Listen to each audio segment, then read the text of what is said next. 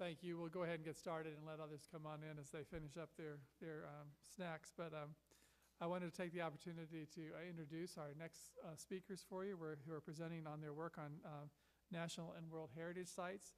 I'm glad to welcome Dr. Kripali Krusha and Dr. Christopher Sweet. Dr. Krusha is an assistant professor at the University of Notre Dame and teaches architectural design and historic preservation and structural design.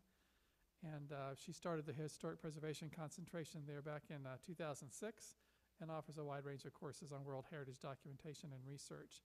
I'm going to let her tell you about the work that she's been doing with the Digital Historic Architectural Research and Materials Analysis team that she's put together and has been doing documentation work around the world. And she's brought with her today a colleague that I don't think is on your original schedule, and that's Dr. Christopher Sweet, who works at the Center for Research Computing. He's part of the cyber infrastructure group there at Notre Dame. And so we're glad to welcome them this morning. Thank you.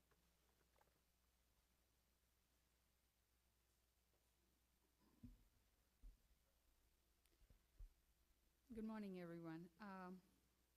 I can't imagine to it's a privilege to be able to talk after Professor John Asmus had spoken about all his work that he has done throughout his lifetime. And I was just taking furiously notes, I'm just trying to keep up with just writing as he's speaking.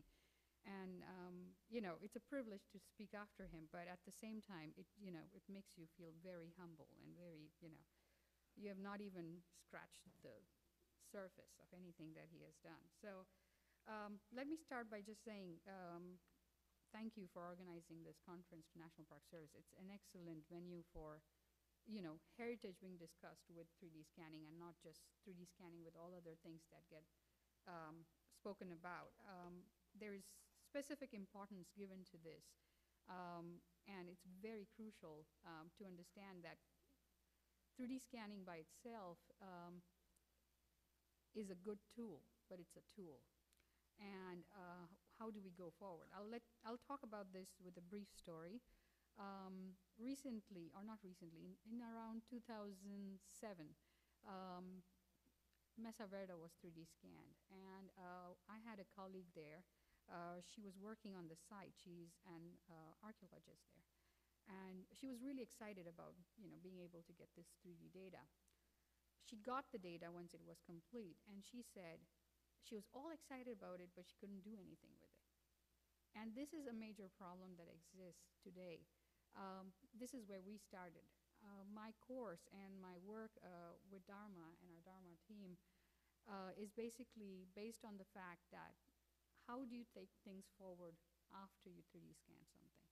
So the project I'm going to show briefly now is the project at the Roman Forum site.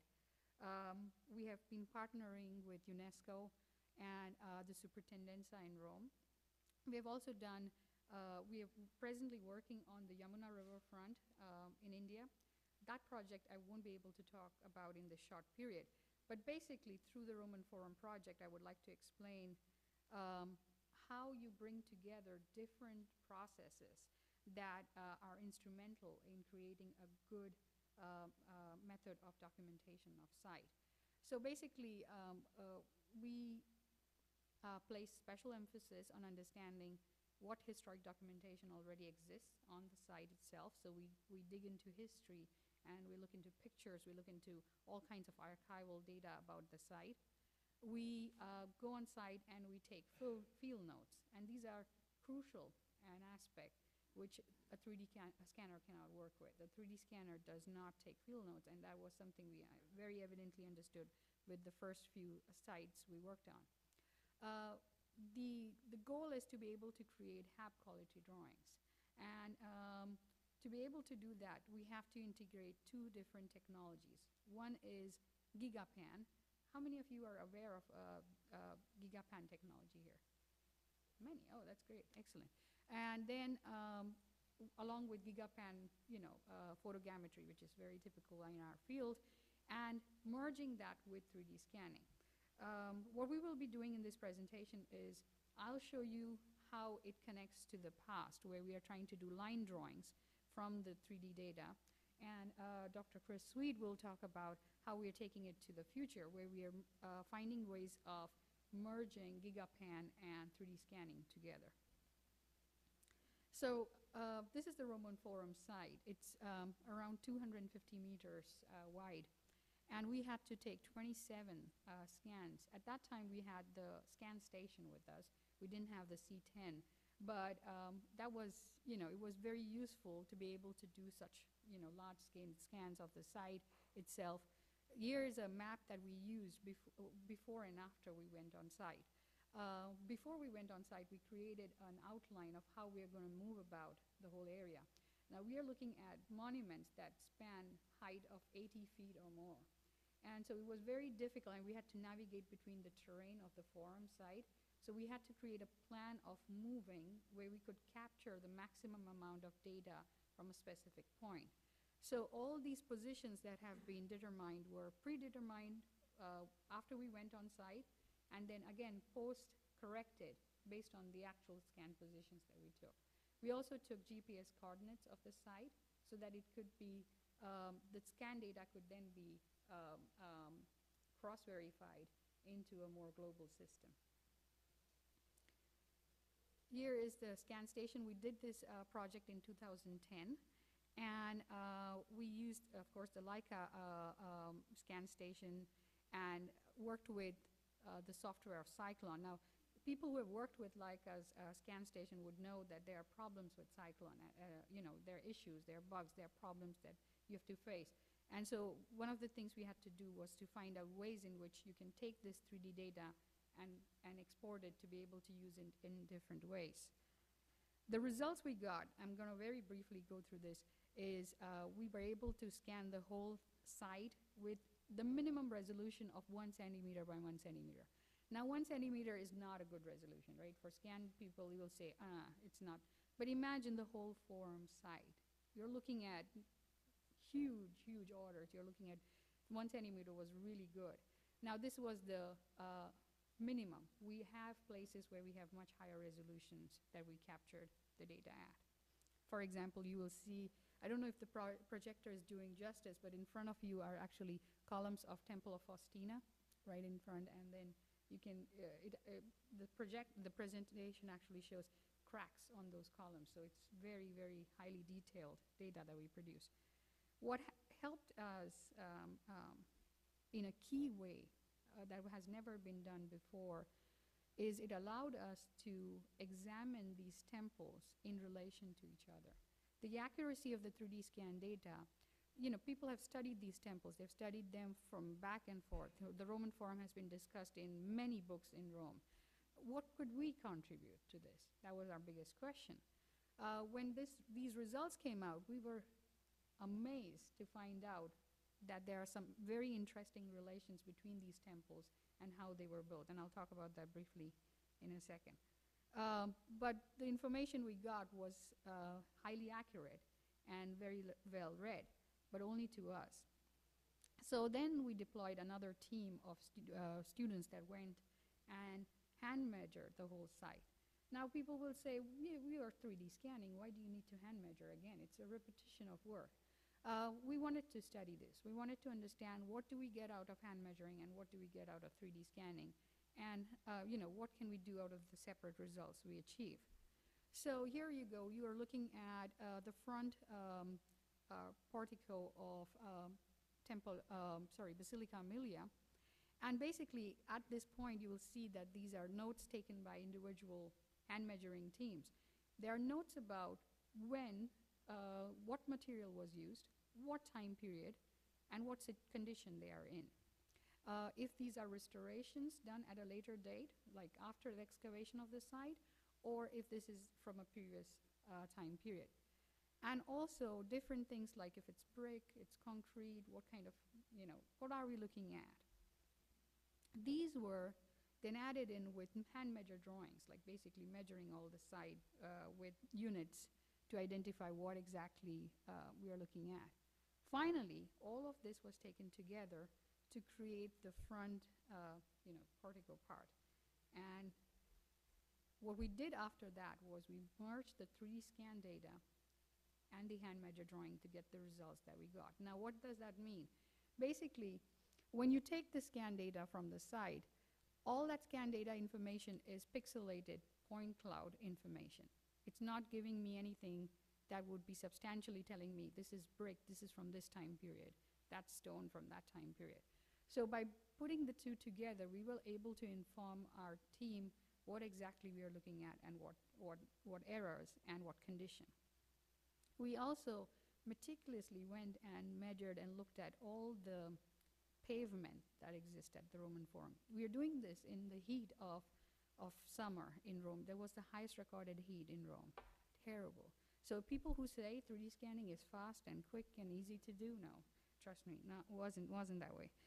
So, but it's very accurate. So we did get a lot of information in a short period. We were working for 10 days on site. It was very, very difficult from morning 6 till evening 10 o'clock. And basically, the whole time, we were able to access much, much larger data sets of information than we would have by just hand measuring. Here is an example of the GigaPan images we took. This is, for example, 150 images put together to create the underarch of the Arch of Septimius Severus. And in the insert, you will see the detail that is visible from such an image. Just gigapanning the site, we collected so much data that allowed people, like the archaeologists working on site, to be able to study individual capitals, details of the entablature, everything that would not be visible to the naked eye in much easier form. And we want to digitize, we want to put this digital information online so scholars can be able to access this and study the site in much better detail than when they would without these. Finally, the end result, what we wanted to put together was taking the scan data, the hand measure information, and the GigaPan information. We needed the photographs to be able to cross-verify what we were looking at and create, this is the École des Beaux-Arts traditional watercolor technique, using 300-pound paper, very, very traditional, going back to drafting everything. But we took all the scan data information, we filtered it. Now, one of the biggest problems you will see with 3D scanning is when you're looking at a sectional information, you're looking at layers of data that you see at the same time. It's very difficult to identify what's the front surface, what's back, especially when you have like monuments that are covering a large span of space. So we had to filter this information to be able to understand what are we actually looking at, and then produce plates that would allow anybody, just anybody, to be able to understand what we have done and be able to work with it to create their own research or go further with their own research. Finally, so here is, for example, the result of the scan data on top, looking at the sectional view towards the tabularium, and then the watercolors that were produced out of it. What it did was it allowed the accuracy of the 3D data to be projected into a watercolored plate and allowed us to create the understanding and the easiness of understanding. These plates are very big. Right now you're looking at it in a presentation format, but these are huge plates, and they're going to be in an exhibit that we have planned at the Roman Forum in 2014. But each of those pavements are actually physically marked on these plates. You can see the stenciling that of the wordings that are on the floor. All of those are part of those plates. Finally, I told you we did some comparisons. Here is a comparison of all of the different temples that exist. Just a quick note, I'm not sure how many people know the Roman Forum as well, but the Temple of Saturn and Temple of Vespasian are lined to 0.09 centimeter alignment of that both the entablatures sit at the same height.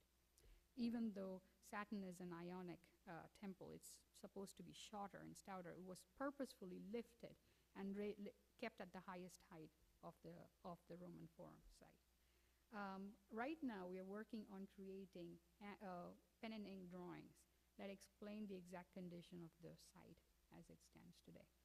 So that's from me, and I'm going to let Dr. Sweets proceed further. Thank you. Thank you. Okay, so the work of my team was really to try and merge these data sets. So obviously, Kripalu had acquired this vast scan data set, so many gigabytes of data. The GigaPan was looked after by the department of Paul Turner, so he runs academic technologies at Notre Dame. And here again, well, one of his people had acquired vast amounts, many gigabytes of data. And so what we wanted to do was to try and merge this in some automated way. Obviously, you can take parts of point clouds and individual pictures, or even several pictures, and map them manually, but it's very laborious. So we wanted some sort of automatic method that you could put your registered data in, give some information on the source of the photographs, and then produce something that could be viewed preferably online, so we can disseminate some information, but also exported in formats that can do things like edge detection, etc. One thing that's not marked on here, of course, the scanners themselves generate photographs, and as part of our proof of concept, we've used some of these, so you'll see examples of that later. So our platform is something called VisArray. So this is a project that we've had at Notre Dame for several years. Started out as a visualization platform for a project we did with the Pandy group at Stanford. So this was the Folding at Home project. And we've used it, since then, we use it for many different projects, including digital humanities, word analysis. We have C++ code, and we have Java code that allows us to write either very efficient code or things that can be deployed on the web. And so it's split in such a way that you can generate a specific application that can process the specific data you're interested in, but then there's a back end that allows you to project this onto different technologies, so mobile devices, traditional displays, 3D, or even large projection, planetary type of things. So, as an initial test, we started with a statue in Bond Hall, which is in the architecture at Notre Dame. And so we had a scan of that. We also had GigaPan photographs. So I'm going to show you in a second the actual different sets of data that we had to merge. So on this slide, you can see on the right-hand side, there's actually a close-up of the scan. So these are the individual pixels of the head. The next picture is the actual scan, including the colored points. So with the Leica scanners, they can actually color the points individually to give you some sort of idea of what it looks like. And then the right-hand side, and actually, in fact, that looks a little strange on the projector. I mean, it looks a very nice image from where I'm looking. You'll have to take my word on that one. Are several photographs. You can see they all overlap, and they're all high resolution. And so we want to actually merge. So obviously, GigaPan has a method of producing panoramas, but that really puts you at the center of something. You can look around, but you can't walk through it or take different viewpoints. So the technique really was to figure out how we map the picture to the points. And obviously, you cannot put a texture on a point. You need to create a surface. So there's some technology that you have to develop there to generate the surface. You then have to do some geometry based on the source of the pictures, so that you can then generate the textures that will map to it. So this is a representation of the way we do it. We form a sort of virtual plane, which you can think of as the camera plane. And then from there, we can determine where each point on the cloud, no matter what its direction, actually intersects the point, and it allows us to generate a map, which you can then use things like OpenGL to produce something from. So, I mean, this illustrates the type of surface. So what we have to do is we have to figure out adjacent points in some sense, and join them together so we can draw triangles or quads between them. Fortunately, the Cyclone software when it outputs data does actually do it in an ordered manner, so we don't have to do like an n squared or n cubed search algorithm to try and figure it out. Obviously, there's voids in it where there are windows or other architectural objects. But we can then form this surface, and then we can use traditional techniques to actually fit our photograph onto it. So what I want to do actually, this may go badly wrong, I'm going to try and actually run a demonstration of the software. I would run it from the web, but the bandwidth here, as I think someone mentioned earlier, is a little bit difficult. So this actually represents a proof of concept of of one of the arches at the Roman Forum. The pictures you'll see are actually taken from the scanner itself. And what is interesting actually in this, you'll see how the pictures get mapped onto it. So there's 3 viewpoint of pictures. If I just turn that around a little. You can see they're all odd shapes, and so this just makes it more difficult if you were trying to do this manually. So a lot of the photographs from the right-hand side, actually when I say right-hand side I'm talking from my viewpoint, so your left-hand side, were taken from quite a low position at the bottom, and so they would have been very stretched out at the top, but you can see it's reconstructed those in a sort of sensible manner. So let's see if I can get back to the slides.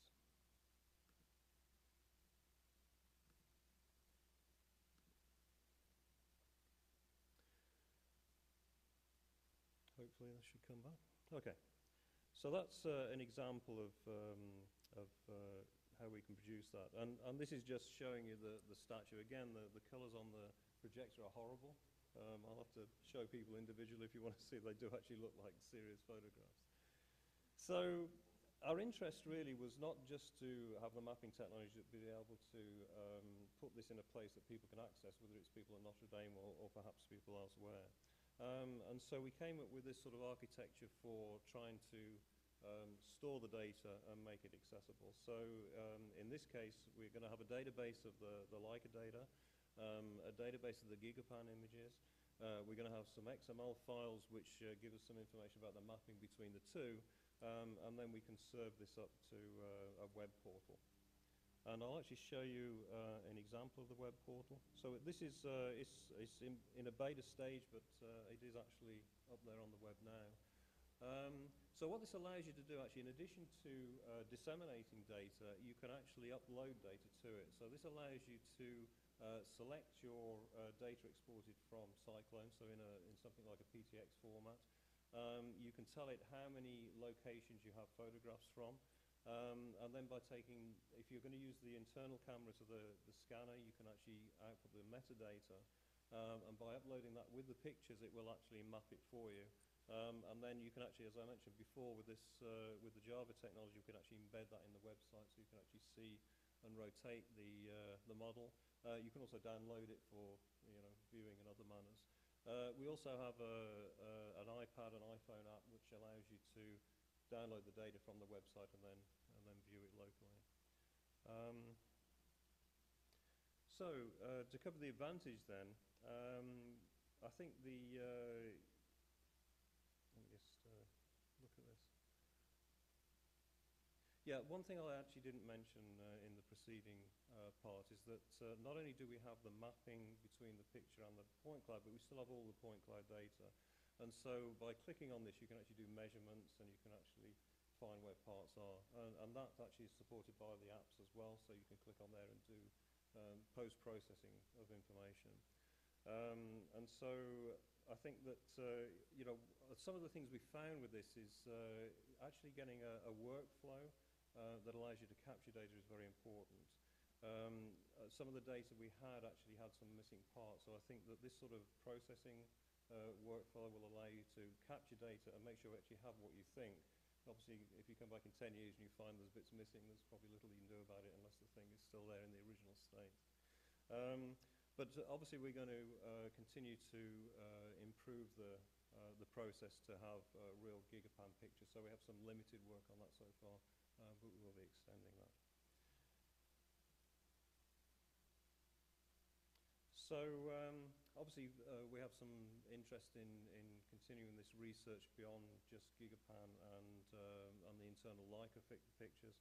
We'd like to produce sort of an immersive environment, so if we were to take scans and pictures at different times, we could actually remove shadowing and actually do artificial lighting, so we can actually have something that you can use at different times of day to show what sort of things are going on. And obviously, we've already done some work in terms of point reduction. As I said before, some of these things are many gigabytes. Obviously, to make it web accessible, that wouldn't be practical. And we have algorithms which will remove the less interesting data and give you the structural data. And of course, that in terms of importing this into CAD CAD packages is of interest. So I think that's something we certainly want to continue with. So I think that covers most things. I think Kripali mentioned earlier then there's some additional projects that we hope to be involved with. There's the Indian tombs, which we want to scan, and as Kripali mentioned as well, there's an exhibit at the Roman Forum. And obviously we want to catalogue this data and make it available in other formats. So I think that covers most things. Just some acknowledgements. Paul Turner from the RIT Academic Technologies obviously was responsible for GigaPan. James Sweet is actually my son as well. He's a grad student in computer science who did a lot of the coding on this project. Ben Keller, he worked on most of the sites you've seen, the Roman Forum and also the India project, which you didn't see. He was looking after the GigaPan data and acquiring it. And Ryan Hughes, who's been involved in most of this and is one of the experts on the scanning technology. So I think that's it.